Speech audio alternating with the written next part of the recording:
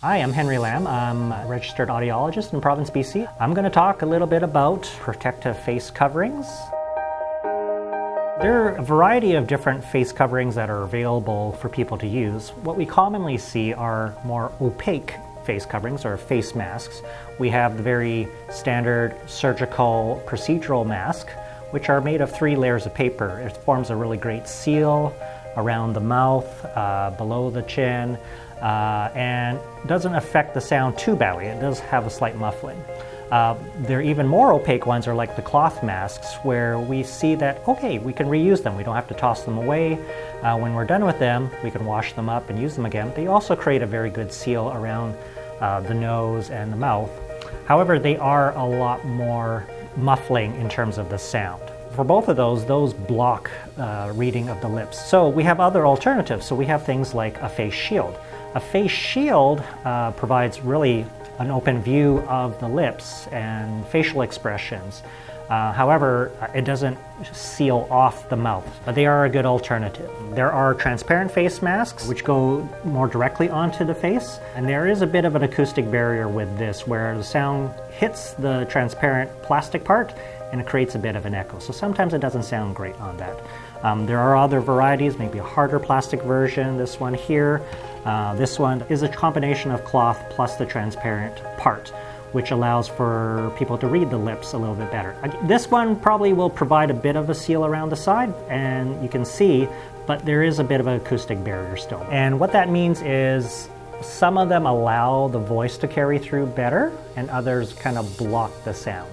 So something like a procedural mask has a little bit of a barrier, but the voice comes through slightly muffled, not too bad. But something like the cloth mask really blocks the voice a lot, and so the voice is very muffled at that point. Other things like these plastic transparent masks actually kind of create almost an echo effect. So then that is not going to be clear to someone who has a hearing loss. With the different masks to take care of them, let's start with this one. This is really a one-time disposable kind of mask. So you would wear for that one-time duration, but then you would have to dispose of it at the end of the day. With the cloth mask, you put it in the washing machine and that's completely fine. Make sure you take out any filters that might be inside, because the filters might degrade if you're inside the washing machine.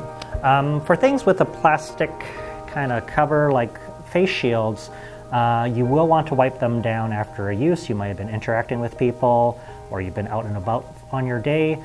We usually recommend alcohol wipes. They don't leave as many streaks on the face shield and will manage to clear off any germs that might accumulate.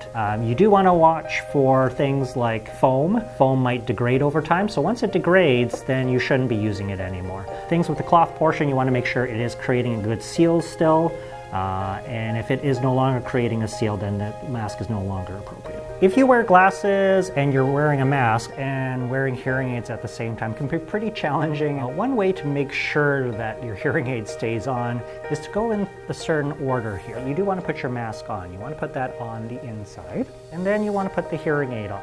There's a little metal strip in here, and you want to really pinch it in place to make sure there's a good seal just underneath your glasses.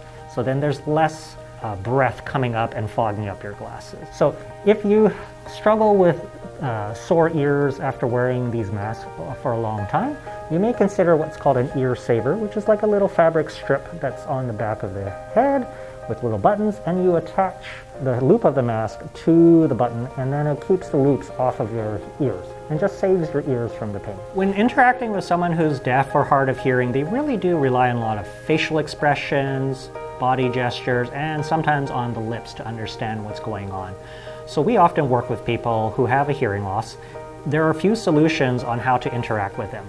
If you're in a safe place where you can distance well enough and it's well ventilated, you could actually step back from that person, stay over 2 meters from them, and draw down your mask or take your mask off and just talk at a safe distance. They'll really be appreciative of that because then they can understand you a lot better. Sometimes there's plexiglass that you can use, so you could feel safe to take off the mask when you're on one side of plexiglass and the other person's on the other side. If you're using a clear mask or a face shield, they'll also appreciate that too. Say you can't have a plexiglass, you could have a face shield, still keep a safe distance, but you'll be able to talk and they can still read your lips at the same time. And if you really have to get in close, maybe you need a mask that has a better seal, and they can see your lips as well, then they'll be able to communicate better with you and understand you a lot better the first time. Then there's less need for repetition.